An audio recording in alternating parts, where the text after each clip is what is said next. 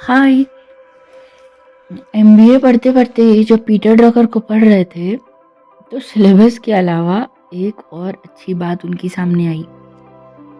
The best way to predict the future is to create it. उस वक्त तो नया नया जोश होता है क्योंकि हर एमबीए वाला पॉलिसी मेकर बनता है। तो ये बात दिमाग में बैठ गई कि बिल्कुल सही है, predict future is to create it. बढ़िया, हम बनाएंगे अपना फ्यूचर। उसके कुछ टाइम के बाद ऋषिकेश की गलियों में घूमते घूमते एक तरफ मैं देख रही थी कि कोई अपनी कुंडली दिखा रहा है और उसी वक्त सामने से एक बहुत तेजस्वी से संत आए और अचानक से मुझे बोले, क्या देख रहे हो?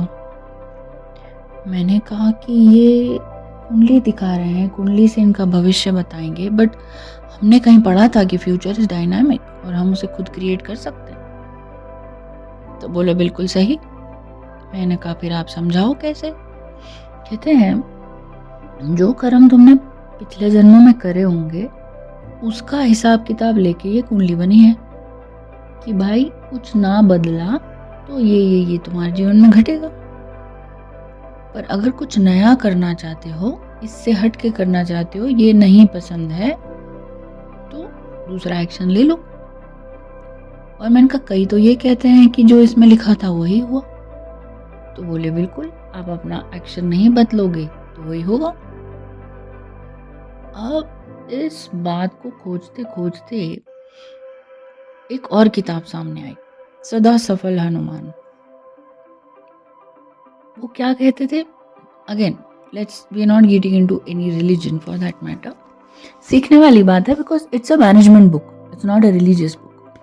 वो ये कहती है कि once you decide something and you go for it in the right direction, you get it. Simple.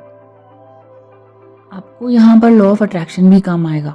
I mean, I don't want to mix 2-3 things, but उसको जोड़ लेते हैं यहाँ, क्योंकि हमें फ्यूचर क्रिएट करना है ना, तो क्रिएट करने के लिए लॉ ऑफ अट्रैक्शन भी काम आता है। वो सिर्फ इतना कहता है कि जो चीज़ चाहिए उसको वैसे फील कर लो कि जैसे वो मिल गई, और उस 1 पॉइंट फोकस के साथ जब आप चल पड़ोगे अपने उस फ्यूचर को क्रिएट करने के लिए, तो बिना किसी वहमबाजी के, बिना किसी तिकड़म के, you will definitely achieve what you have thought of. बस वो 1 पॉइंटेड फोकस, वो परसेवरेंस, वो पेशेंस, वो कंटिन्यूअस वर्किंग टुवर्ड्स इट वो चाहिए। इसीलिए the best way to predict the future is to create it.